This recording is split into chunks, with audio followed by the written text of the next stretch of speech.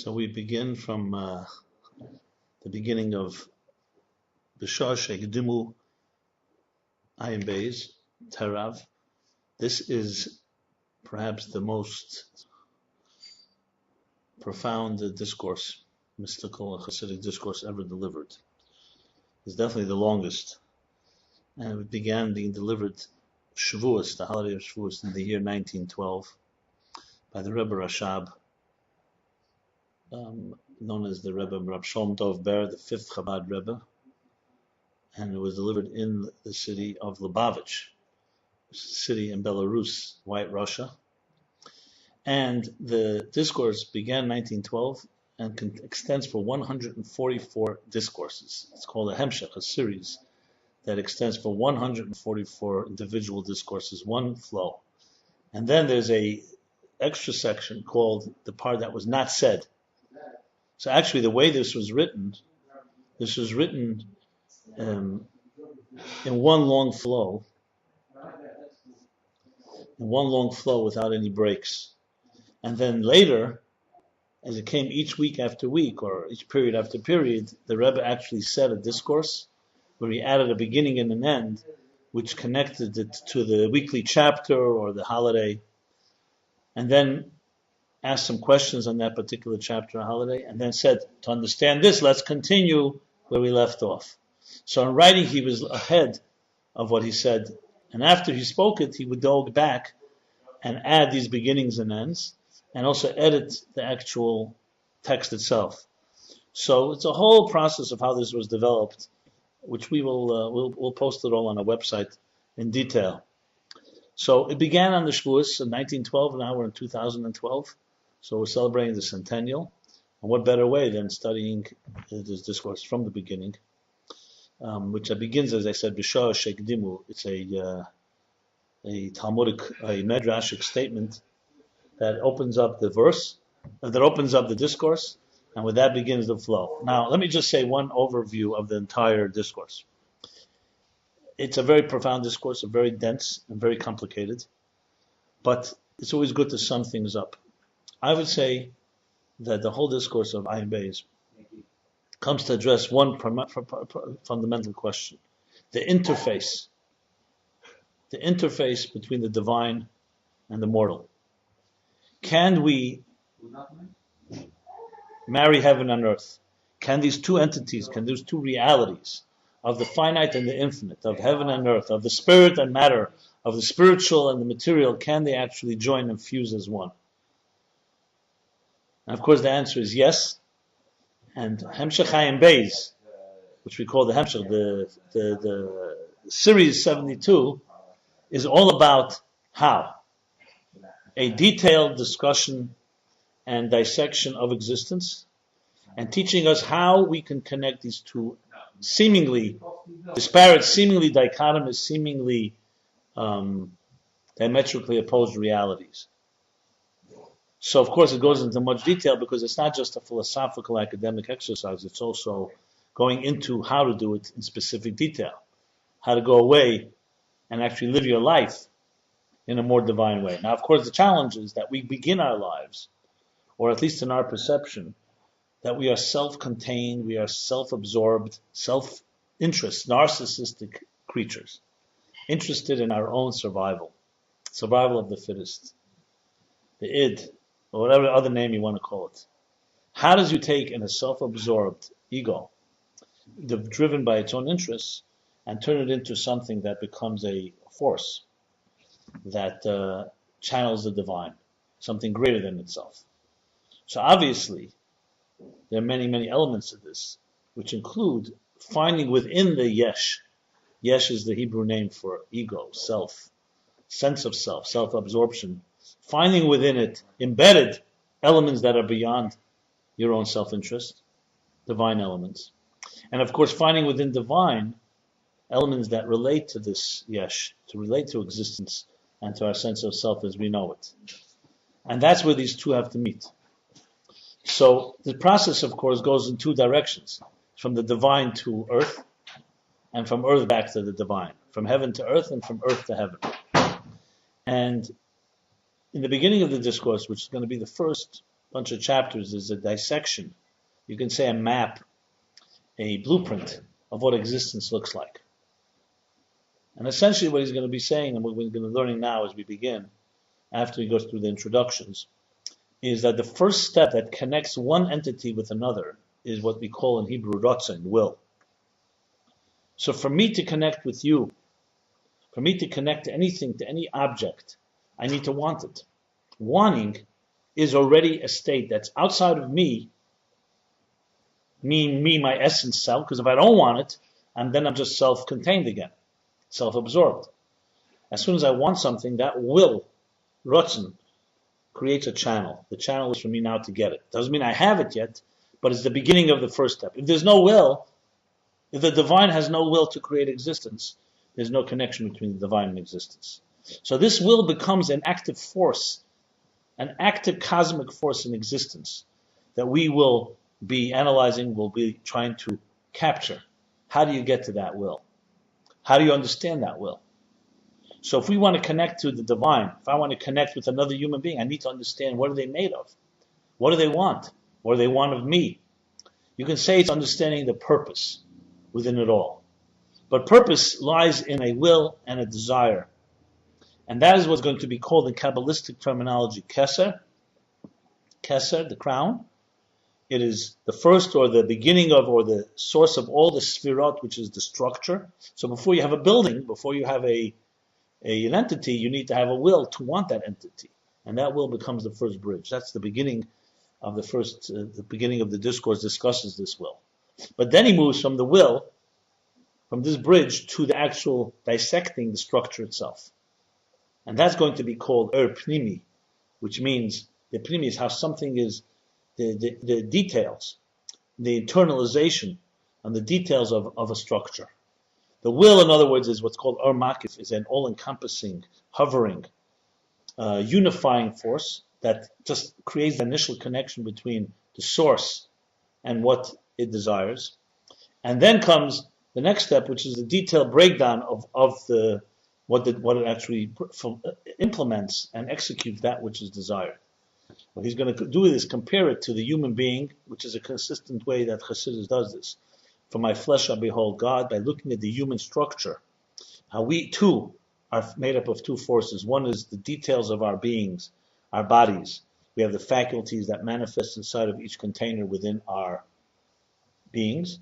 And then we have the general all-encompassing, the will power, the desire, that is a much more general, a much more hovering force that's closer to the essence of what we want, but it is not yet broken into detail. And on contrasting these two will help us understand how we get from the details, how we get back to the so-called source.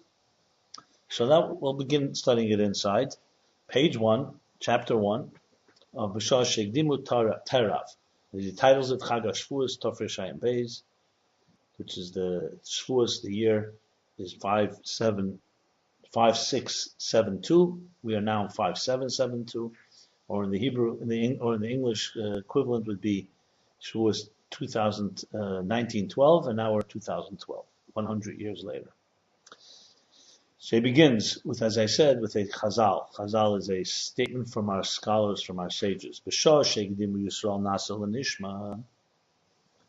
At the time that Israel, and this is talking about Sinai, the events at Sinai, that's hence connected to Shavuos, the holiday of Shavuos, when the Sinai revelation took place. So it says, at the time, at the hour, when Israel preceded Nasa l'nishma, that when they were told that God has a mandate that He wants to share with them, so they said, Nasa, we will do, v'nishma, and we will understand. We will do and we will hear, or we will do and we will understand. So the Chazal is saying, the sages are telling us, the time, the hour that Israel preceded by saying we will do, and then we will hear, we will understand, Yordim Malachi Hasharis, the angels, the presiding angels that serve God, descended, the Kosher Lahem Shnei Kesarim. They bound for Israel two crowns. Echad Keneged Nasa, Echad Keneged Nishma. One corresponding to doing, and one corresponding to listening. So again, when Israel proceeded by saying, we will do, we will understand, the angels, the presiding angels, descended and they bound two crowns. Basically, it means that they created two crowns. They knitted or they weaved two crowns. One, the crown of Nasa, that corresponds to doing, and one corresponding to listening. Now the Rebbe Rasha begins. Mashmoisin, what this apparently is saying, who? The Mashanitnu lehem haksarim hu mepnei shigdimu nasel nishma. That apparently what this is saying is that what they gave them, these two crowns, it's because in merit of the fact that they proceeded, I will do and then I will hear. I will do and then I will understand. Because that's the statement. It says, B'shosh shigdimu, when they proceeded acting to hearing, that's when they gave them these crowns. But now the Rebbe Rashab asks a question. Well,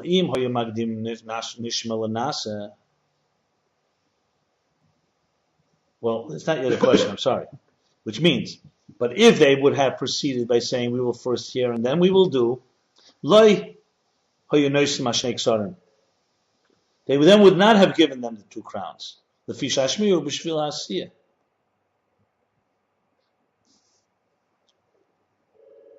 They would not have given them the two crowns because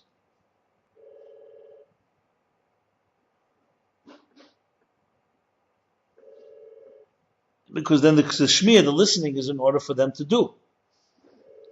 What I think he's saying here is that they deserve two crowns because they preceded the acting before they will hear. But had they not proceeded, if it went the other way around, if they will first hear and then they will do, then it makes sense. We hear, then we will do. So the whole hearing is in order for the asiyah, so there's no point of giving them two crowns. But this seems to be a problem, because but then afterwards when he says one crown corresponding to that we will do, and one crown that corresponds to we will listen. From here it appears, in the second half of the statement, that the two crowns are just simply because they said two things. We will do and we will hear. It has nothing to do with the preceding of one before the other. So the beginning of the statement appears because they preceded doing before hearing. That's why they got two crowns, one for hearing, one for doing, one for hearing. Had they not preceded it, they would have only gotten one crown, because it would have been one flow. We hear and then we do. But then afterwards he says one crown for doing and one crown for hearing. Appears from that they're just because they said these two things. Because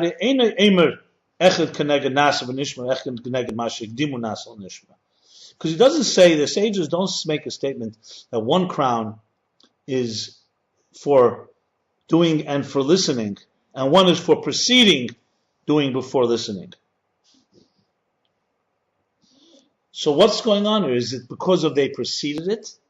And if that's the case, that makes sense of two crowns, and then, or is it because they said these two things, to hear and to see? To do and then to understand. By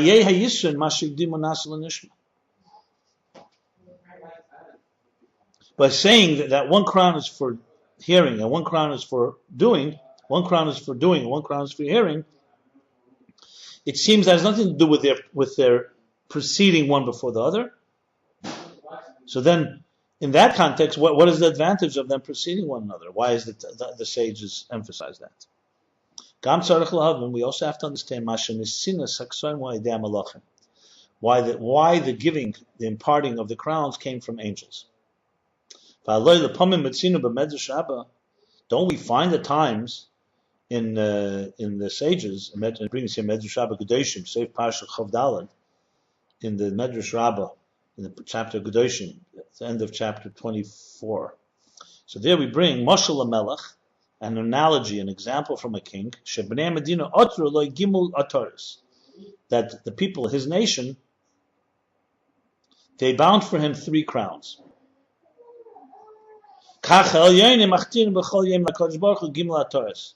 So like in this example, just like the people of a nation, the people of his nation, subjects, bound for him 3 crowns. The same thing, it says al yenim, which means that the supernal creatures, the angels or whoever, al yenim, machtirim, they crown every day God with 3 crowns. What are they? Shein gimel kedushas. They correspond to the 3 kedushas. We say Kodesh, Kodesh, Kodesh, that you are sacred, sacred, sacred, that God is Kodesh, holy. These 3 levels of holiness correspond to 3 crowns. Notel echad, then God took one of them. V'nosen bereishe, took one of these crowns and placed it on his own head. V'shnayim nosen bereish banav, and 2 crowns he placed on the heads of his sons. So he's comparing this to this statement that we're reading here. So we see from this that the crowns, the giving of the crowns, the imparting of the crowns is from God himself. And here in our statement that we began with, it says, Here it says that the angels descended and bound for them these crowns. So why angels and not God himself, as in that other statement? But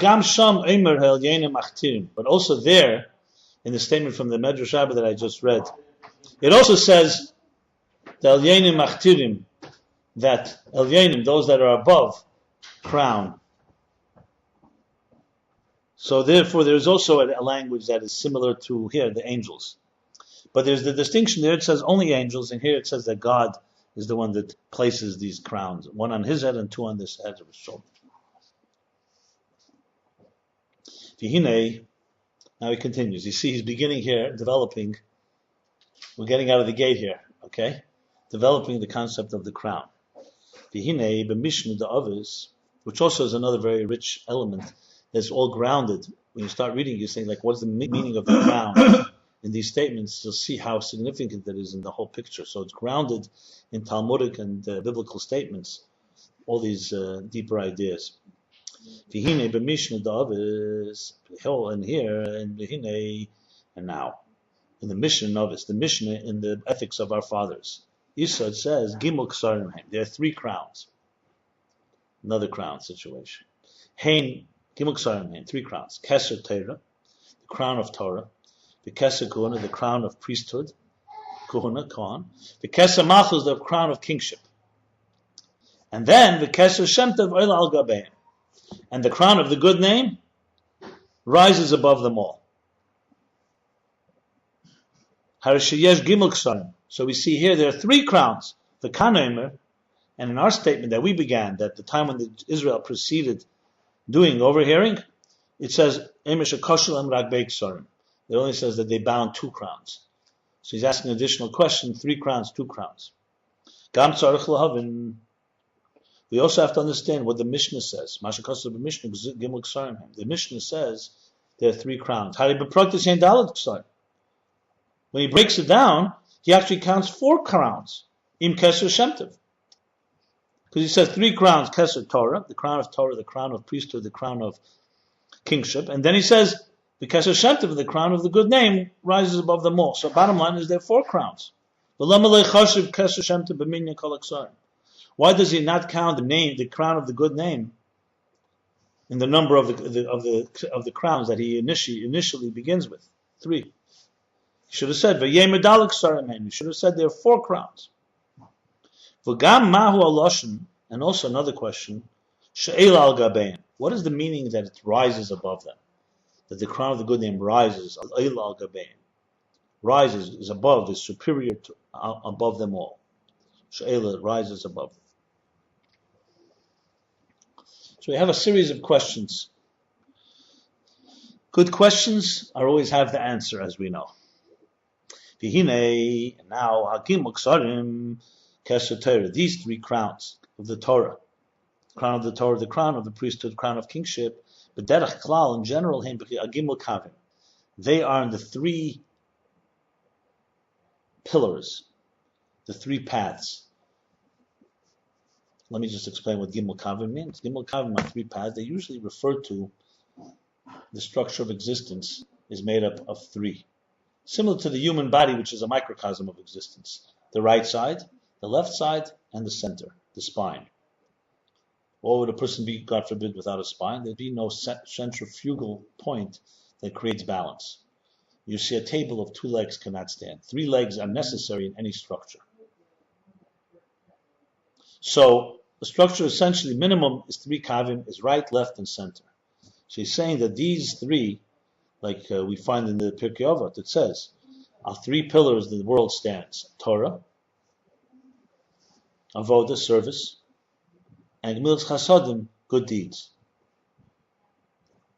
So you have the 3 pillars. So he's saying now these 3 crowns, generally speaking, correspond to these 3 pillars. The keser kuna b'kava yamin, the crown of priesthood, is on the right side. Right is usually chesed, not usually, is chesed, the right side, refers to giving.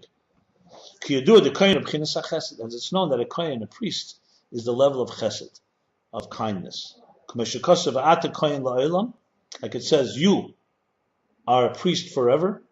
The kohen al b'chinas chesed, that kohen refers to the level of chesed, of kindness, which is the right side.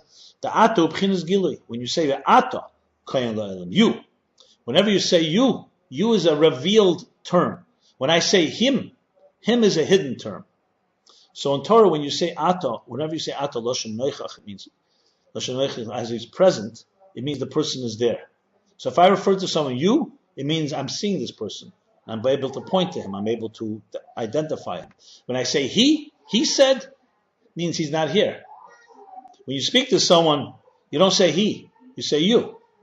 When you speak about someone that is distant, you say he, him, he, she. The ato b'chinas gilui. So ato means revelation. Shezehu hefesh bein ato lahu. The ato l'neichi. That's the difference between you and who, him or her. Ato means I'm directing my words to someone specifically, it's revealed. And who means someone that's not right, it's concealed or not here. The chesed hu b'chinas gilui. And chesed is also the level of gilui, revelation. When you're a kind person, kindness, you're giving. So it's a form of revealing, it's a form of revelation. It's not a form of concealment and withholding. Gevura, for example, which is the antithesis to chesed, would be concealing, would be withdrawing, would be in some way limiting the flow. The gas, pressing the gas, would be chesed. The brakes is gevura. So ato refers to chesed, giving, which is the right beginning of gilui. And chesed is actually the beginning, the root of all the human emotions. All begin with love, with the giving of love. Every emotion begins with love. That's how Chassidus sees things. They begin with the concept of giving and love and revelation. That's also called yoim. Shenikra gam ken yoim. That's why it's also called yoim. As it says in the Siddur. The Siddur is the Siddur of the Mittler Rebbe, the second Chabad Rebbe, that essentially based on the Siddur of the Alter Rebbe, the founder of Chabad. But Pirush Baruch She'amar, that's what he explains. Baruch She'amar, he says Baruch She'amar. So he basically is saying that the level of Yom, which is revelation, that's the level of Chesed, Yom. So therefore, Kohen refers to the right side, which is Chesed. The Keser Malchus, who B'kava Smoel. The crown of kingship is on the left side, which is Gvur. The Hari Malchus, Ikar Binyonu Ma Gvuras, because kingship, authority, leadership, its main structure, its main building, it's mainly comprised of Gvuras. Gvura is severity. Liyas the Isavas Biyah, he's explaining it now more in the mystical terms and more in the cosmic terms, because the creation of Biyah, Bri, Yitzir, Asiyah, the 3 worlds of Bri, Yitzir, Asiyah.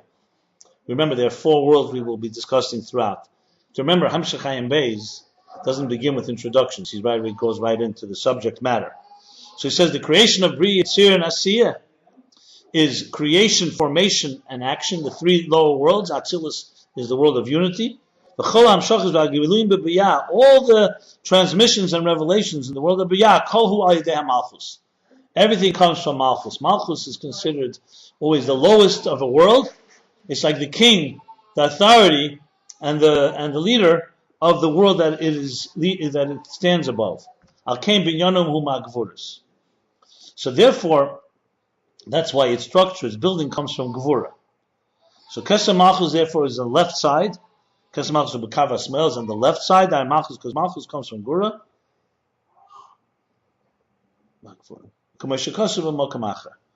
What he apparently is saying is because in order to create the worlds, you need to have Tzimtzum. You need to have concealment. You need to have direction. You need to have transmission. If it was just unbridled love, a flow, you wouldn't be able to create these worlds. So to create the worlds, to be an authority over these worlds, to rule them, you need the rule. You need the order. What's it called? The order of law. You need some order and law, Gvura. So Malchus, therefore, the crown of Malchus, as opposed to the crown of priesthood, is the left side, which is Gvura. That's how you govern. You govern with Gvura. And the third. That's why the crown of Malchus.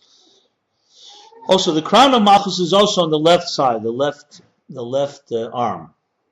Kav can also be the left line, the left pillar.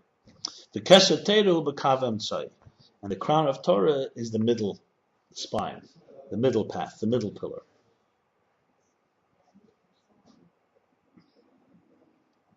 U'kanoida b'hagimul dvarim Torah v'edi gemilas chasadim.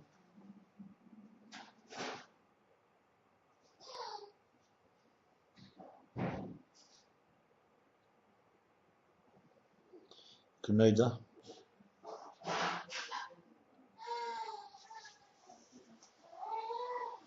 Like it's known in the three things, as I mentioned before, of Torah, Avodah, and Gemilas Chasadim. The end of the first chapter in Pirkei Avot says that three pillars, Al Shleisha Dvarim Ha'elam Kayim, Ha'elam Oimid, Al Shleisha Dvarim Ha'elam Elam, are three pillars the world stands, and that's Torah, as we said, Avodah, service, and Gemilas Chasadim, which is Chesed. So it's known about these three things, these three pillars, the Torah b'kav emtzai. Torah is the middle path. The right path is Gemilas Chasadim, which is the Keser of the, as we said, the Keser of the crown of priesthood. The left side is Avodah, service. In this case, it was referring to the crown of Avodah, the crown of the kingship, which is from Gvur. Okay, so now he's established that the three crowns are the three pillars, so the three right, left, and center. And now he's going to go into understanding what Keser is. In order to understand all of this, to understand all this and answer all these questions, we have to first understand what is this level called Keser in general. What is it? To talk about crowns, what is a crown? What is meaning? What's its symbolism? What's its significance? And he begins now, he's going to explain, quoting the Pardes. The Pardes is from Ramosha Cordovero, a 16th century Kabbalist, a peer of the Arizal. They both lived in the Tzfat, northern Israel. So Ramosha Cordovero, his classic magnum opus was called the Pardes. So he's going to bring from the Pardes, which is made up of many sections, the Shar HaErchim, or Shar HaKinuyim rather, Shari Kinuyim, which is the gate of, names, or Kinuyim are descriptions. So the Pardes brings, the Hine Isib Pardes Shar HaKinuyim Erech Keser, that in Pardes and Shar Kinuyim, in the passage on Keser, V'zel Sheinei, and he's actually quoting him, he's citing him, V'zel Sheinei. This is his language, V'zel Sheinei, this is his words. Quote, Yesh Shepirish Meloshin Hamtana. There are those that interpret Keser, crown, from the word Hamtana. Hamtana means to pause, to wait. Kumei Keser li zoyer. Meloshin Hamtana, to wait, pause, the type of Keser li zoyer. Wait for me a bit. Vakavana, what is the meaning behind that? This is all Pardes. This is all the language of Pardes. Vakavana, the meaning of Vakavana, the intention. Al tachsha b'mokem hazeh klal. Keser li zoyer. Don't think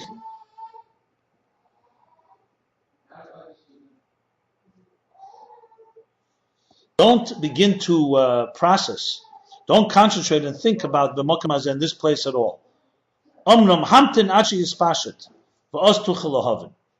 So Kesef, this Zohar is interpreting, meaning, wait for me a bit, meaning don't jump and interpret what you're hearing right now, but wait until it spreads, and then you'll be able to understand. It would be like a teacher is conveying an idea, and the student right away jumps and wants to understand. She says, no, Kesef is there, wait. Pause. And wait till the idea develops, or wait till something spreads forth, and then you'll be able to understand. So Kesef in this context means a type of waiting and pausing, a type of patience, to be patient. Okay? Kain Pirshu Haga'enim. Kain Pirush Haga'enim. This is how the Go'enim interpret this. The Go'enim are the generation that came after. There were the Tanoim and the Amoraim, and came the Rabbonos Avaroi. The Go'enim are the ones that come before the Rishonim, basically the 9th, 8th to 10th century. A little earlier, even 7th to 10th century. So this is the interpretation, the first meaning of Keser in the Pardes, from the Ramak, which means patience, to wait, to pause. He adds in the parentheses here,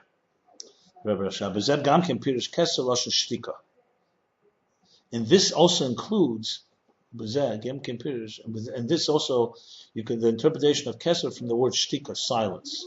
The Hainu Hamtin Losh Li V'doim V'lahagi Dover, which means Hamtin Li, wait, V'doim, and be quiet before saying anything. Doim, silent, don't say anything. Shtiku the Hainu Hamtin, wait, patiently, wait for me, V'doim, and be silent from saying anything. So very similar, it's like somewhat of a postulate from the idea of patience. Okay?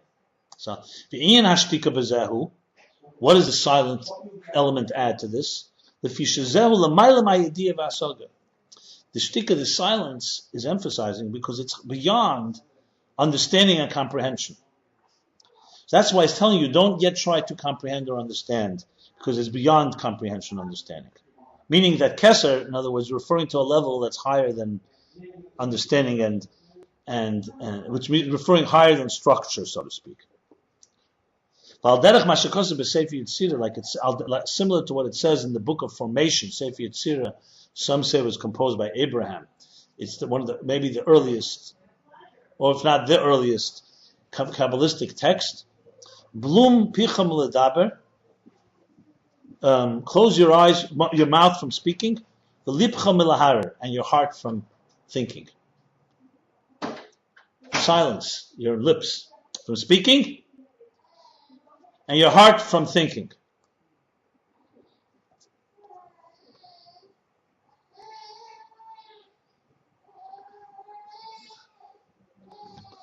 Omnom, however, from Mashakos of Hamtin Achi Spashet, but this is the Rebbe Rashab analyzing the words of the Pardes. But from what he says, wait till it spreads out, move in the Mokom Mokim Haschol Dover, Shiyim Mezei Spashas Vigili.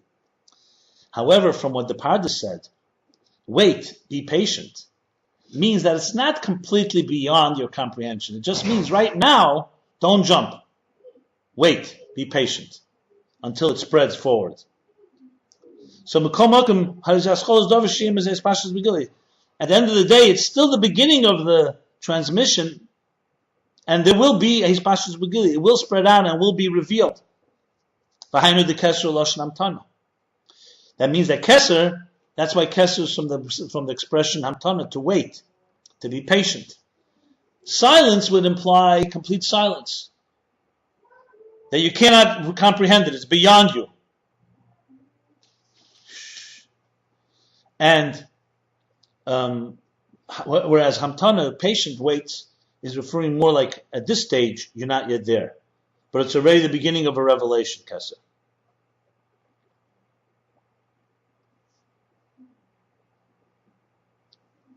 Okay.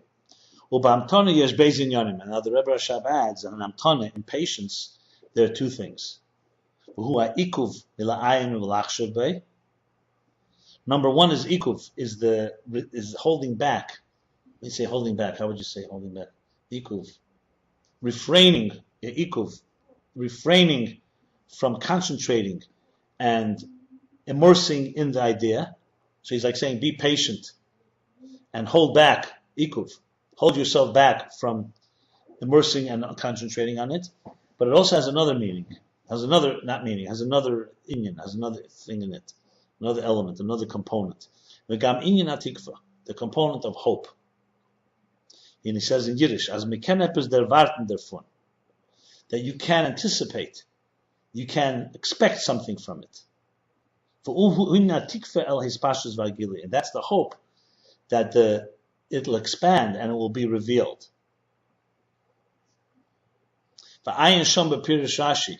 And look there in Rashi on the verse, I guess Keser Lizoyer, Keser Lashon Huchal Shu Inyan Hatikva. That Keser is from the meaning Huchal, which is the idea of hope, Huchal, to anticipate, to await. This is the idea of hope. Lashem Vishchilulei. Be silent in eyes of Hashem Vishchilulei and wait. Stand in silence and awe for God Vishchilulei and await His appearance. So he's essentially reconciling and saying that in Pardes, the first interpretation of Keser is patience, waiting. Wait till it spreads out. Wait till you're able to contain it. The Rebbe Rashab adds that in this there's also the idea of silence, but he explains that silence can imply that you'll never get there, that it's beyond your comprehension. Whereas patience means you will get there. So he in a sense reconciles by saying that the patience of Keser has two elements. One is right now you are resisting, you are withholding, you are refraining from concentrating on it and having patience. But there's also hope. It's not just silence. It's also hope and anticipation, expectation that something will come out of it, which will be the beginning of the revelation. So Keser has both these elements. It's before revelation, but it's the beginning of revelation and the hope of the revelation. Okay? How's it going there? Good. Very good. The Yesha Pirush, now he continues the language of the Pardes. And then there are those that interpret Keser Kimashmoi. There are those that interpret Keser literally. Or Kimashmoi, as the word implies.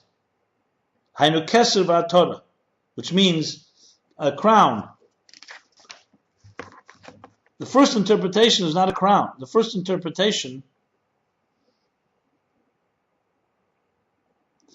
is patience, is waiting. Now we're already talking about a crown. Vatam Kamosha Keser, and so what's the significance? What's the meaning of a crown? So patience, we understood what it means. Is the patience before the revelation, which includes the hope of the revelation. What is the meaning of crown when you say literally, when you say as the word implies? Hatam, the reason is, I'm now page 2. Just like the crown is the head, atop, all the garments of the body, like you see practically. A king puts on a crown, the crown is above all the other garments. He can dress beautiful shirt and pants and robe and all the other garments that a king may don. But the crown is on top of it all. So just like the crown is above all the garments of the body, Kain midazu, so too this faculty, this midah, this faculty, this force, reish l'chol atzilus, is the head of all of Atzilus. Remember, Atzilus means to impart. So Atzilus is the entire structure, cosmic structure of existence right now is being called Atzilus. Not the whole Seder Shtalshus, the whole cosmic order, but it's the main world that reflects the divine image, the divine picture of existence, snapshot. So Keser, therefore, in a sense, is like a metaphor. Just like the crown is on top of the head and on top of all the garments of the body, so too Keser refers to the midah, the faculty, the force that is the head of all of Atzilus. And here the Rebbe Rashab adds in a parenthesis explaining v'nirda hakavon, and I feel, or v'nirda, it appears that this is intention, the intention of the parasha, That what he really means to say, be more specific, is the head of all the transcendent energies of Atzilus. I'll explain in a moment. Like the garments of the head, namely the crown here, is the head of all the garments of the body. So you can put many garments on your head. You can have a garment, you can have they used to have what was it called, that sits like a smaller crown that went on the forehead. You can have earrings, you can have other garments, but the crown is the garment above all the garments. That it's higher even than the garment on the head. What he's adding is important point, which is going to come about but later, is that there's really two things in Atzilus. One is called Eris Pnimim and one is called Eris Makifim. The difference is, Eris Pnimi in Hebrew, Pnimi means internal, integrated. There's energy that is internalized and integrated in each of our faculties, let's say in the human being. And Atzilus, that refers to the internalized faculties like Chachma, Bina, Chesed, Gvura, Tiferes, and so on. And Eris Makifim refer to the things that are not internalized, but they're more outside of you. We'll call them permeating energy is in Eris Pnimim. They enter, they permeate, and transcendent, meaning that they really remain above. So as we said, Keser, we'll soon learn, is the willpower. It doesn't have a particular place it rests inside the human entity. It's all-encompassing. It's called makif. It surrounds. Surround doesn't mean physically surround. Surrounds means it's above any defined structure, but it's still part of and the beginning of it all. So he's basically saying when the Pardes says that the crown is like the garments on top of all the other ones, that's the head of not just of the, it's not talking about the lights, the internal energies, but well, it doesn't say not, but saying that is the Reish is the head of all the all-encompassing, the transcendent makifim of Atzilus. Because a garment, when you wear a garment is more of a makif. A garment doesn't enter internalized inside the human being. It's not like food that you eat and digest. It's a garment that surrounds your body. And the keser is the highest of all garments. So it's the makif, is the Reish of all the makifim. Then he continues, a third interpretation in Keser. The Pardes continues now. And a third interpretation, V'yeshe Pirush Keser, Meloshe Machtir es HaTzadik. The Pirush Keser means Machtir, surrounding. Like when you say Machtir es HaTzadik, to surround the Tzadik. V'akavona, and the Kavona, and this is Loshen Sivuv L'chol HaTzilus B'teiche. Keser surrounds, Loshen Sivuv, surrounds all of Atzilus that's within it. It's like a circle that surrounds, an encircling type of experience. V'nikra kain, and it's called this way, Lirmoiz al Tarach Hamude Er, and it's called this way because it hints to, it symbolizes the 660 pillars of light, because remember, Keser in Hebrew is made up of 3 letters. And Hebrew, the letters all have numbers, numerical symbolism, numerical equivalence. So Tarach, Keser, is Chaf, is 20, Taf is 400, and Reish is 200. So that's 620.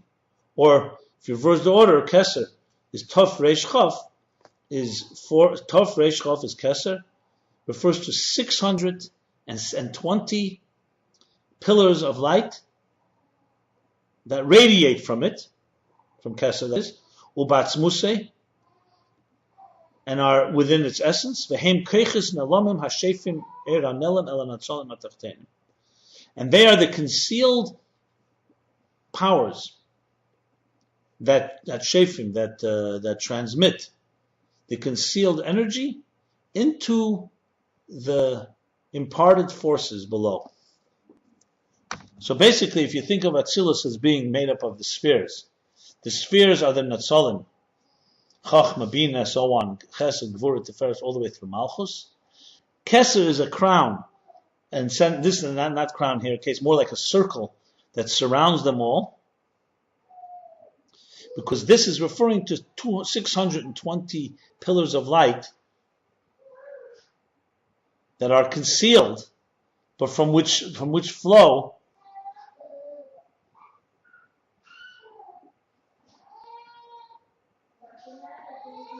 concealed energy into that which is inside the circle. So there we have three interpretations of Kesser. You said initially there were 660 pillars of light. It was a mistake, 620. That was a wrong. Okay. That was a slip. So the three interpretations of Kesser I'm going to sum up now. Three meanings from the Pardes. One from the word hamtona, patience, to wait for the revelation to emerge and appear.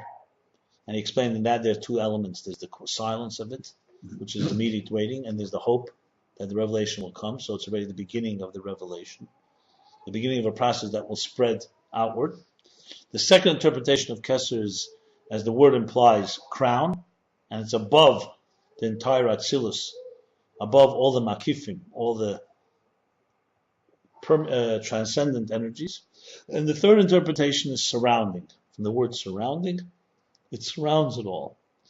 And it refers to the 620 pillars of light that are concealed or unconscious, that radiate in a concealed way into what is inside the circle, which is the Netzalim, the imparted Sfirot that are within.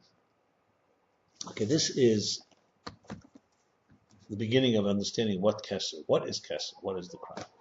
Now he's going to explain it in what we call Hasidus Chabad, how we understand it with a little comment, with a little sense. Because these are words, we're beginning to sense there's something here. Kesser is a form of transmission, different types of transmissions, the beginning, the head, the circle, and so on. And he's going to explain now what this is. And the inyan in this is, it's known that the level of Kesser B'chlal in general, Kesser is, what does it mean in so-called, in terms that we can relate to? It's the level of rotzen, of will, desire. Desire, I don't mean here necessarily pleasure, I mean that someone wants something. So it's the first step outside of your essence to want something, as he's going to explain. When you say Kesser Datzilis, the crown of Atzilus, in whatever interpretation, it means it means the will of the Creator or of the Source to impart the world of Atzilus. That's what Kesser of Atzilus is. The Chen Kesser de Bria, and the same thing when you say the crown, the Kesser of Bria, the world of Bria, Hu Haratzon Livra Elam HaBria, is the will to create the world of Bria, of creation. The Hein B'chinas Aksarim HaProtim. These are what we call the individual, the specific crowns for each world. So there's Kesser of Atzilus, Kesser of Bria, Kesser of Yetzirah, Kesser of Asiyah. So essentially the code word in Kabbalah for the word will is when you say someone wills something, you're saying is the Kesser of the thing you're willing. That's the individual crowns. B'chinas Ak. Now he's going to speak in a broader sense. He's broadening it out. B'chinas Ak.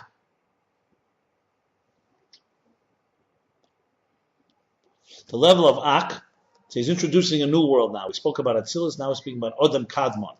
Ak is an acronym for Odom Kadmon, which means the primordial man, or manifest as it is in the first man, Adam and Eve. So B'chinas Ak refers to that after the Tzimtzum, after the great dark cosmic black hole that concealed the infinite divine light, the Ein Sof, Or Ein Sof, a space allowed for now, we're going to allow for an independent existence to emerge. Ak is the first universe, the first world. When we say world, it means the first entity, which really, even more than Atzilus, is the map. You can say it is the global map, or blueprint even, of everything of the entire cosmic order. That's Ak, which will be discussed at length further on in the discourse, in the series of Ayin Beis. What he's saying now is that Ak is the universal Keser. The Keser, detailed Kesers, the detailed crowns, is the will of Atzilus. There's the will for Bria, and so on. But what is the general will for all of existence? That's called Ak. Nikra Kesler Gabe Klose Ishtalshus Shemenu Lamata. That the crown for the general cosmic order of all of existence, from it and below it, from Ak, is the Keser, the crown, which means the will for all of existence, is the world of Ak. Moshe Kosev HaMishnah's Chsodim, like the Mishnah's Chsodim, one of the great Kabbalist student of the Arizal, writes the Aku b'chinas arich the Dald El Mizbiyah. He writes, the Mishnah Chassidim writes, Mishnah's Chassidim writes that Ak is the level of arich for the four worlds of Atzilus, Bria, Yetzirah, Asiyah. Here he's introducing yet another term, which I shall explain. In Keser, in the crown itself, which we shall learn, there are two parts. There's Atik, which means removed from, and Arich, which means the long face.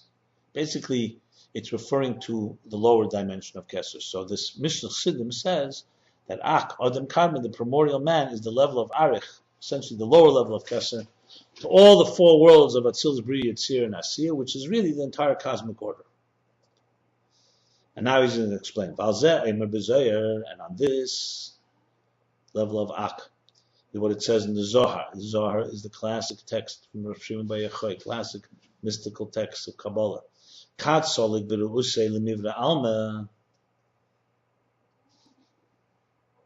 when it arose in his will to create the worlds, what is that referring to? That when it arose in his will to create the world, remember, will is to create. This is the will of the general will, the all-encompassing will of all of the entire cosmic order. This is referring to the will and machshava gduma, and the primordial thought of Adam Kadmon. Like it says in Eitz Chaim, which is the classic, one of the classic magnum opus of the Arizal. So he's citing here all these different sources. We have so far the Pardes, we brought the Zohar, we brought the Mishnah Chassidim, we brought now the Eitz Chaim. And even more general to this, so he's moving now to a third level of will. So far we defined individual crowns, which is the will that defines and the will to create each particular universe. We've talked about the general will of the cosmic order. Now he's going to talk about the will that is before the Tzimtzum even. The will for existence altogether. And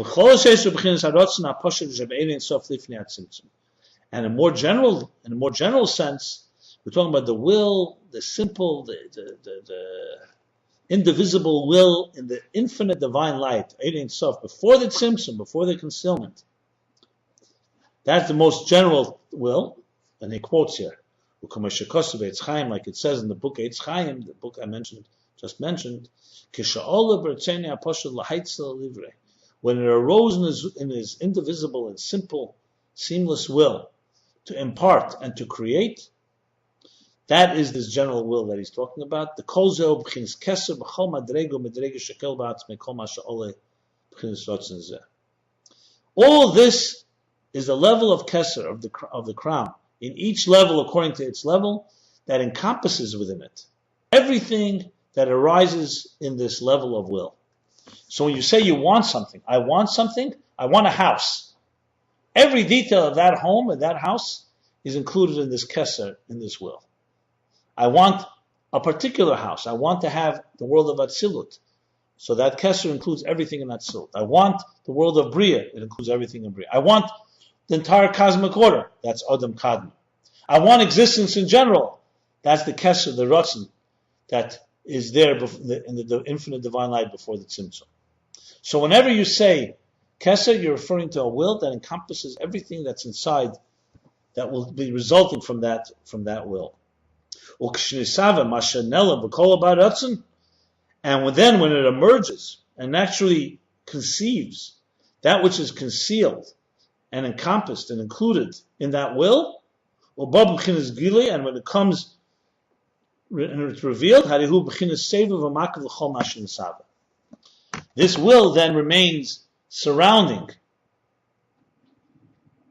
and encircling everything that exists. So basically two things that this will has. One, it includes everything that will come from this will, no matter what level it's on. Number two, once it emerges, so let's go back to the example of the house. The will includes the entire house, everything that will be in this detail, in this structure. And then once the structure actually is built, the will still remains there hovering and surrounding the entity that it willed. You see? So it's not just the will wills something and then goes away once it happens. The will remains a force that always remains hovering over there. The will that you had in this particular entity that you created or you conceived of or imparted. Well, like the crown of Atzilus, like the Kesser of Atzilus. It encompasses, it includes all the 10 spheres of Atzilus. And once Atzilus is imparted after the will, meaning once it actually comes into reality, so the Kesser continues to surround and encompass all of Atzilus. So it includes that all the 10 spheres, and then after the 10 spheres emerge, it remains a surrounding force around these 10 spheres. As it's known that the circles, the spheres of Arich, which is the lower level of Kesser, as we discussed, surround all of Atzilus all the way to Malchus of Atzilus. So think of it this way. If Kesser is like a circle, the circle, before there's any details in it, includes the potential of everything that will emerge. And once it emerges, the circle remains there, in a way like a protecting force. Okay?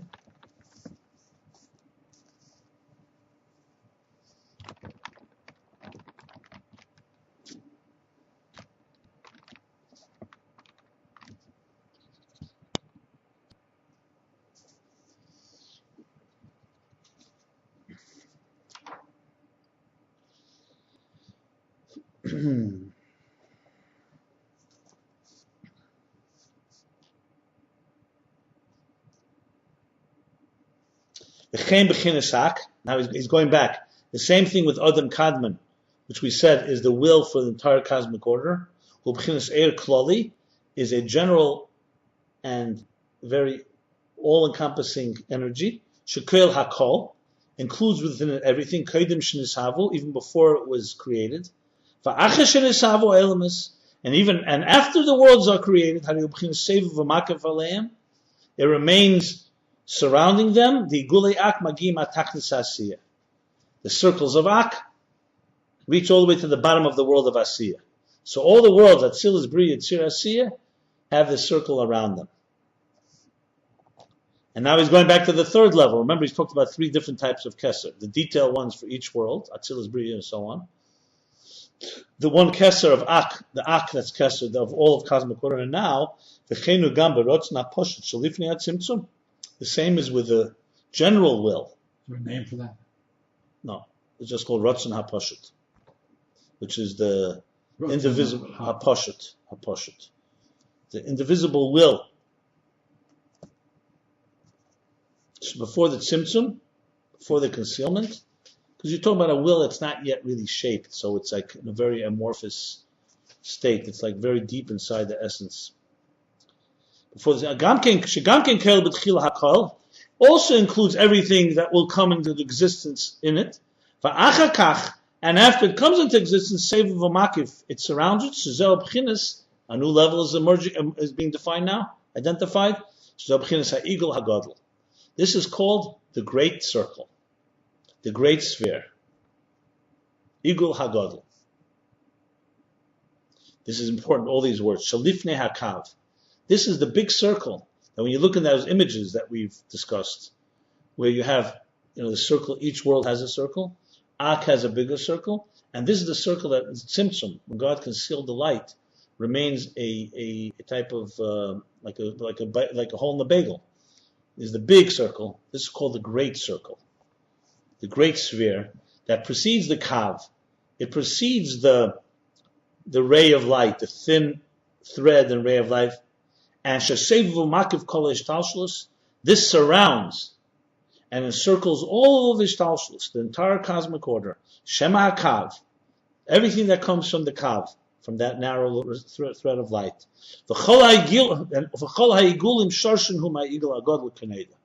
And all the circles, all are rooted in the big circle. So it's like this. There's the big circle. Within it is all of existence. Within it are other smaller circles. Each circle deals with it. The Ak deals with the circle of the cosmic order. Atzilus deals with the circle of Atzilus. Bria. But each one has the two components, he's saying. It includes everything before it emerges within it. It's in the will. And then it remains hovering afterwards. And this is critical because we're talking about retracing the steps, the interface, because you want to go back through that will. So it's important that the will remain there. It didn't disappear. That's why you need to reconnect to it. You can reconnect it.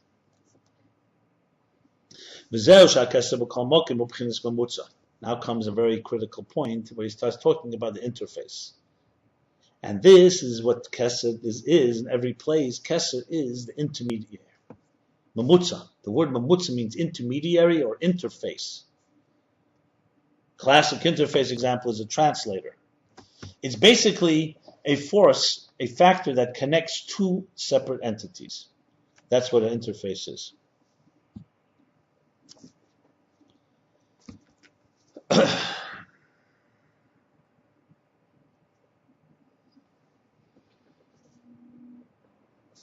So this is what Kesser is in every place is called the interface, mamutza.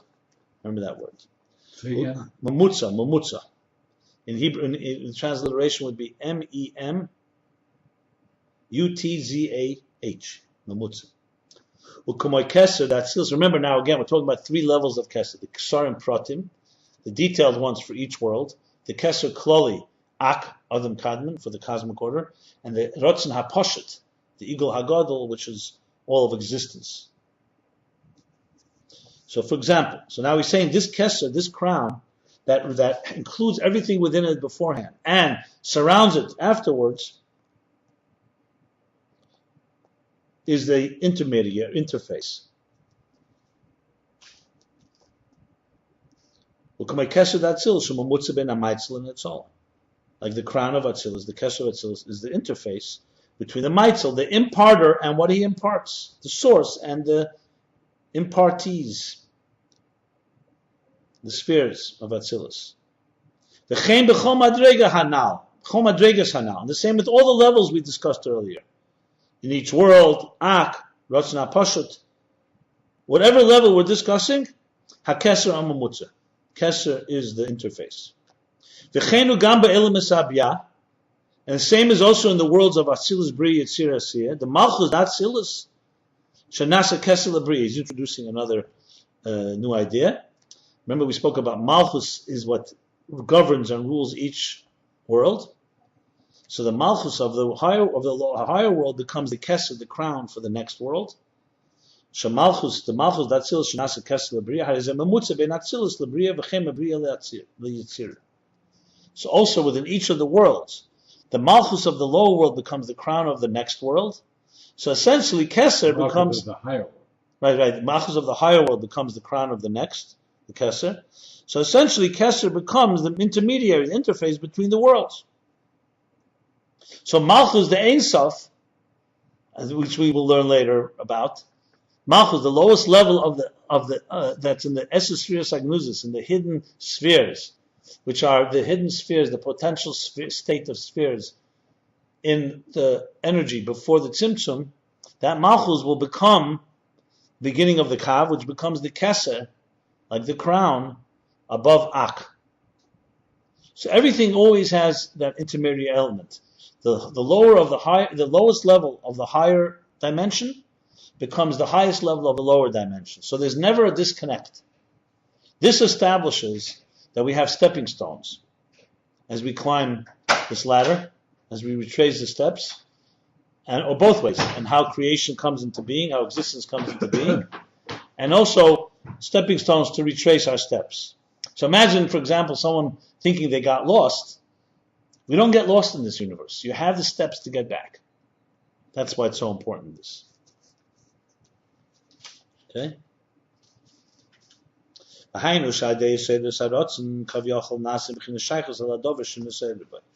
Now he's explaining how Keser, which is now Rotzen, we said Keser is Rotzen will, desire, so he's saying, explaining how does it create this interface?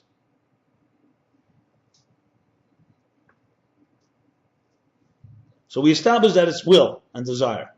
Now he's going into the interface element. How does it create the interface? Because when a will awakens, is aroused inside of a person, kavyochel, well, not person, he was talking about God.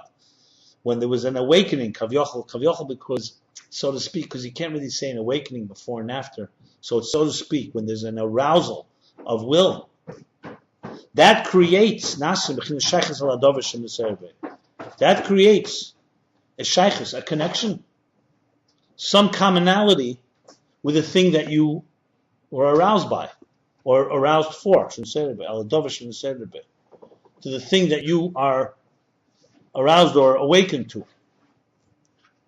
I'm giving an example from a human being below. The kedim sheneseder, before there was an arousal or awakening in the seder. See you there.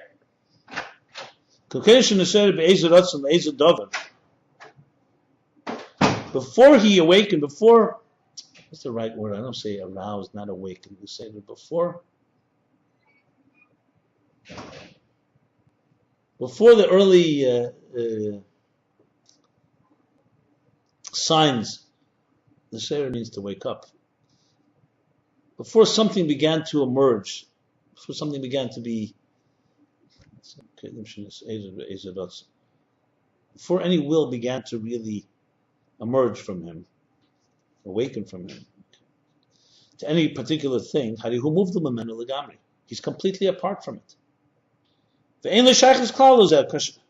has no connection to it. So before someone wants something, what connection do you have to something that you have never wanted, never desired? You have no connection to it beforehand. And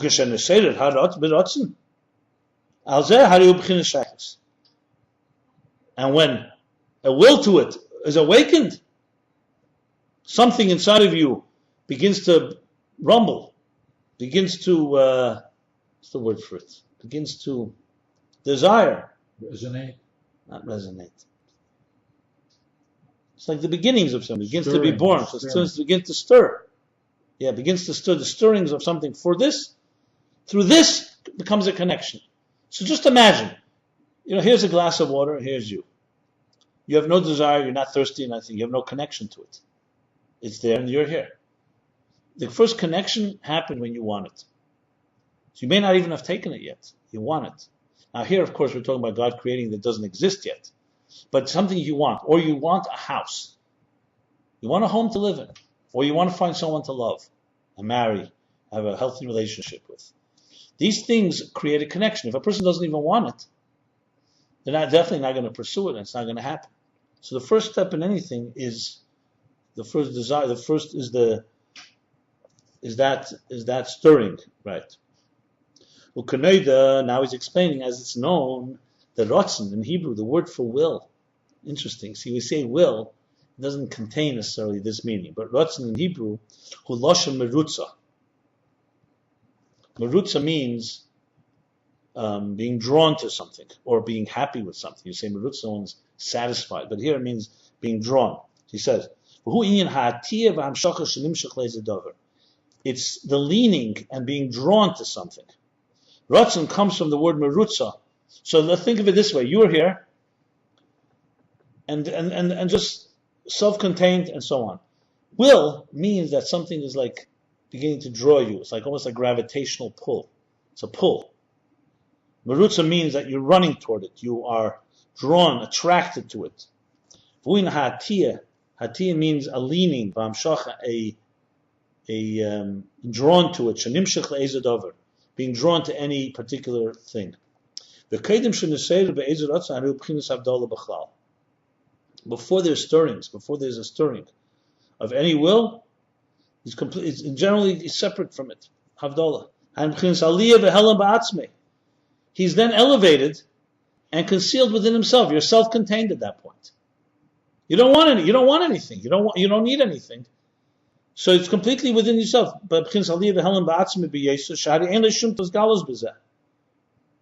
It's completely concealed within himself, and because there's no revelation. Rotzen, will, desire, hu'atiyah. Rotzen is already ta'atiyah, being drawn, the leaning toward it. It means leaving, exiting your own inner sanctum, and becoming in some way revealed, emerging, to something that's outside of you. So if you think about it this way, if a person didn't have will, okay, they would be forever a self-contained castle. I'm not saying we as humans it's possible to be that way, but if you didn't have any willpower, no will to wake up, no will to go out, no will to do anything, you would just be locked inside your own fortress, and that's that, concealed, and none of you would be revealed. But when you're drawn to something, it awakens and stirs something inside of you. So Ratzon begins the first step of going outside of yourself to get something that you desire that's outside of you. This is the example from the human being. Now he's going to apply it to above.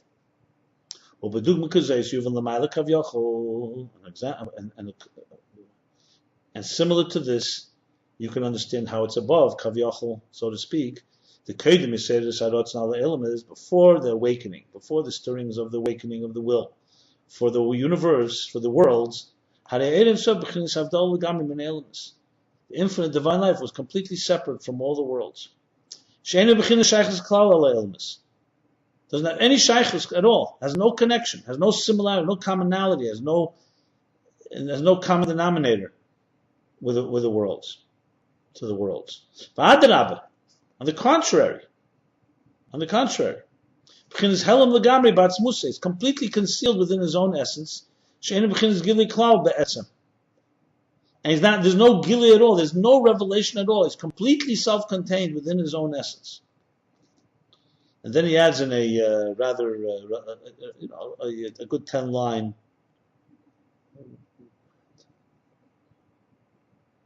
If you more 15-line parentheses, so we're going now into parentheses. It's like a tangent. It's not a tangent, but it's an elaboration within this. So what we made the statement was that before there's an awakening of any will, there's no connection between the essential divine, infinite light and the worlds. Well, there's no worlds.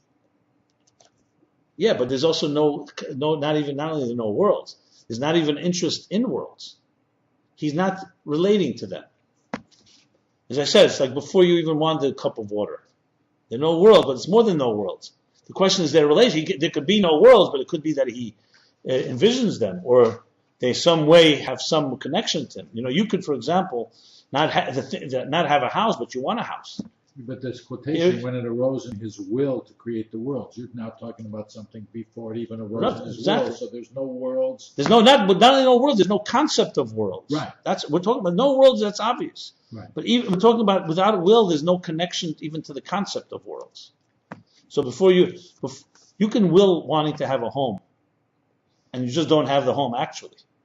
Here we're not even talking. There's no connection. There's no interest. And therefore there's no being drawn to building a home. Now he's saying like this. On the contrary, he's all concealed within his own essence. Everything is self-contained there. And that's that. And this is even more so than humans. Humans we need things. The divine doesn't need anything. So it's even more so. So now he's adding in the parentheses. And we say that in his essence, everything is concealed and there's nothing revealed. He says, Gam lo b'chinas gila la'atzmei kavyach. You can say, you know what, it's not revealed to anyone outside of him, hypothetically. But he himself has already in his mind, in his heart, some desire. So he's saying, no, we're at a point where even within himself, even to his own thoughts, because, in other words, let me put it this way. In a human being, let's just there's a state where you don't even have a desire for a home. But then there's a state you start thinking, I want to build a home. But only you know. You don't tell anyone. Then you tell someone. So that makes it even more connected. And then you actually go build it.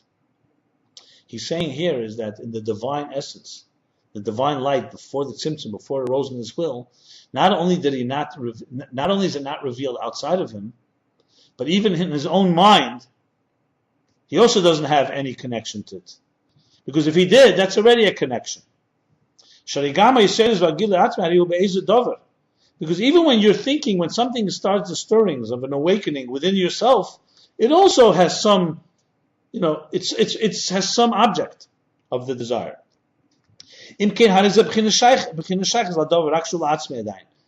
That means there's some connection to that thing. The only thing is it's still within yourself. He's just breaking it into levels because these levels are very important. But before any type of stirring, any awakening, there was no revelation at all. On the contrary, it was completely concealed, no revelation at all. What he just added was no revelation, not just no revelation, period, also no revelation even to himself. It's not like you know about it, but you haven't yet told anyone. Now he's going to say something. This is very thorough. He's going to qualify. It's possible now. It's possible for giluyim la'atzmi shem b'chin shaychus l'dover azulis. You could, for example, have things that are revealed to you that doesn't mean that has no connection to something outside of you. And he's giving you an example. He's want to qualify because he said here that if it's revealed to you, it means you already have a connection to it. So he's saying, no, there are things that you could be revealed to yourself that have no connection to something outside of you. And he's giving an example, kamoi b'tainug, like pleasure. Shemisanik be'etzem shaloi. When a person just has pleasure from being, pleasure from his own essence. So that type of pleasure is not dependent on something outside of you. It's like basically the pleasure of existing. It's hard to maybe give an example with humans, but God. Just pleasure of being. Okay? So not that you need a cup of water, not that you need a house, not that you need Atzilas, Bria, Atzir, But he's qualifying, he says, that's true, there is such a thing. But you really can't call that revelation. On the contrary, that's more of a person going inward. It's elevating and going to the exalted nature of his own essence. That's why such pleasure is only somebody who is fundamentally, who is essentially an exalted or elevated soul. And in a time when he's in an exalted state. Let me just say, like a king, when he's in his ultimate exalted state, when he has pleasure from just a fundamental, essential pleasure that is not connected to any particular object. It's a pleasure just from the exalted thing itself.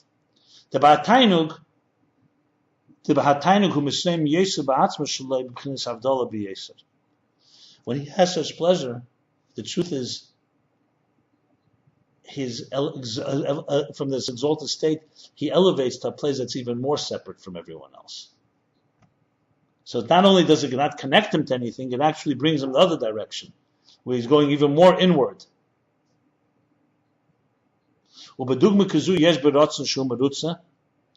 An example for this is also in will, where merutza, where he is satisfied with something. Not that he wants something, but he's kimashu merutza, that he's satisfied, he's content. He's explaining now, not just in pleasure, but also in rotzen and keser. There's also the dimension where you just are content. You're content without having actually an object that's outside of you that's bringing you that contentment. So that's a gila. Ach ein bezeh hisedus adayin. But this is not in the category of anything that's really what you would call stirrings, awakenings. Only thing is, it could be a cause that will bring to some awakening. But on its own, it's not. You can't call this an awakening state. It's just a state of contentment. Now he's going back to before the parentheses. We're finishing the parentheses. But when you do awaken with any particular desire or will, I feel it even to himself. Once you call it an awakening to something, that's already creating a connection to the object. And before it was awakened, before it was stirred, there was no revelation at all, even not to yourself.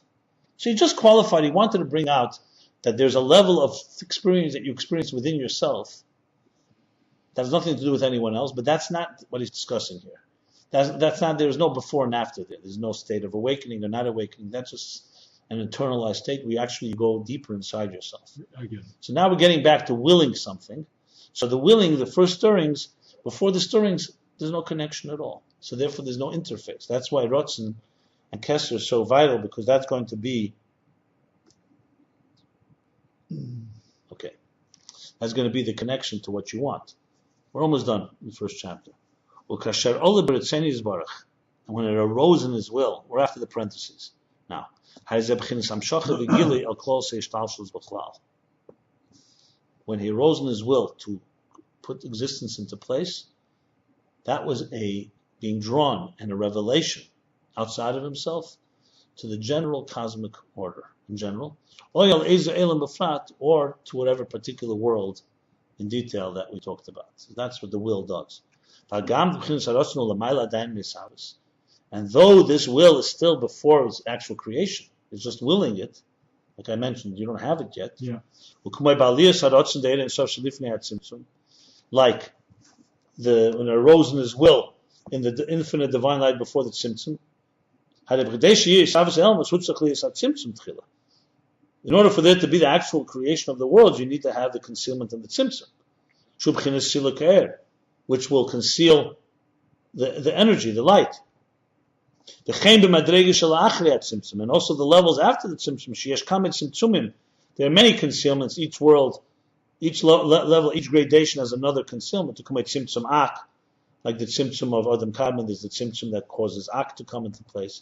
The tzimtzum hadikna, the tzimtzum of the beard, means the tzimtzum of how it comes through the strands of hair. Nevertheless, what he's saying is, so even though the will creates the connection, but it's not yet created, nevertheless, it is the level of the interface. Because the energy has now at least reached the categorization. You can say it's now at least, proportionate to, relative to, it has now a relative connection. Before, there was no connection at all, before it arose in his will. Once it arose in his will, even though you don't have the entity yet, but you've created the bridge. We haven't climbed the bridge yet. We haven't crossed the bridge, but you've created the bridge. That in the air, in this energy, you have something that's already now relative and connected with, in some way, with the worlds that will be created. And they will be created from this will. This will give creation to them. It will bring them into being. That's the end of chapter 1. So let me just read the summary of chapter 1 and we'll conclude here. Kitzur, I'm on page 3. Begins Yiksha, he asks, the Mashma Shashnek Sarmem Pneshigdimu. It appears from the opening, he's making a summary of this chapter, from the opening statement that the angels bound 2 crowns. So it appears from that was because they preceded Nasa Kainil Nishma, that first we will do and then we will understand. But then afterwards, afterwards he says one is corresponds to the doing and one to the listening, which seems to be the end and the beginning and end seem to focus on 2 different reasons that they got the crowns. Is it the preceding or is it because they said 2 different things? To do and to hear. Medrash says, Medrash Rabbah, Kedoshim, as he said, that God places 2 crowns on the head of his sons. And here it says that the angels descended and they bound the crowns, God versus the angels. Over Mishnah the Ovis and Ovis Isha Shleshik Sarim says there are 3 crowns. Over Proteus Cheshev Dalek Sarim, and then he breaks down 4 crowns. Where does that 3 and 4 crowns come from? The Medrash also? No, Ethics of the Fathers. 3 crowns: the crown of Torah, the crown of priesthood, the crown of kingship. These 3 crowns compared are the 3 paths, are the 3 lines, the 3 pillars. And then Yagdim Inna Keser B'chlal. He begins by introducing what is Keser in general. Gimel Perushim B'Keser. Keser has 3 meanings from the Pardes. Echad Loshen Hamtana. One is patience, to wait, and he says this is Hakova V'Atikva. This is the Hakova, wait, Hakova, holding back, refraining, V'Atikva, and the hope. Those 2 elements in patience and waiting. Beis Loshen Atara, second from the word crown. Gimel Loshen Sivuv, and third from the word encircling. V'Yavayir, and he explains Shakeser Ad Reim HaMailis. Keser, to the highest levels, is the level of will that encompasses everything and then surrounds and encircles everything. And that's why Keser, wherever and every place, is a mamutz, is an interface. Because before the awakening of the will, even to himself, he's completely concealed and separate entirely from the thing that he wants, thing outside of him. And the awakening, the stirrings of the will, that is the drawing, the leaning toward his galus, his revelation, that he should begin to have a shaykhis, to begin to have some relationship, some connection. So the beginning of a relationship is keser. Therefore, it is the mamutza, because it creates the beginning of a relationship between 2 entities. Without which, take away Rotzen, you don't have that interface. That's chapter 1. Chapter 2, he's going to start explaining, to understand this level of Rotzen, this level of the interface, we have to start understanding the structure itself, what it's interfacing with. And he's going to dissect the structure and then travel back to the will, back to the essence. Okay. So this is chapter 1, page 1 till 3 in Hamshachayim Beis.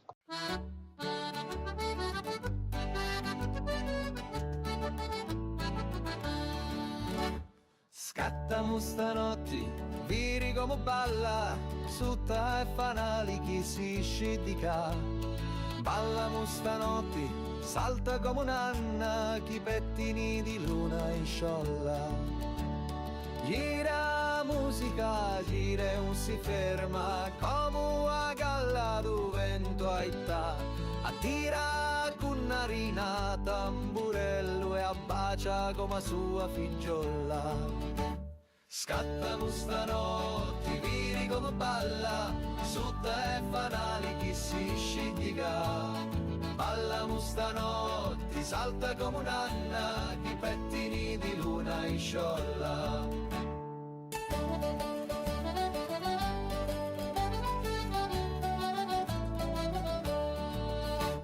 Sinni e tunu, i voti si danno, tu na poco gli peputia. Sinda fettunu, i cappotti russi e si ricordano da notti buona. Scattamo stanotti, vini come balla, sutta e fanali chi si scidica. Ballamo stanotti, salta come un'anna, chi pettini di luna in sciolla.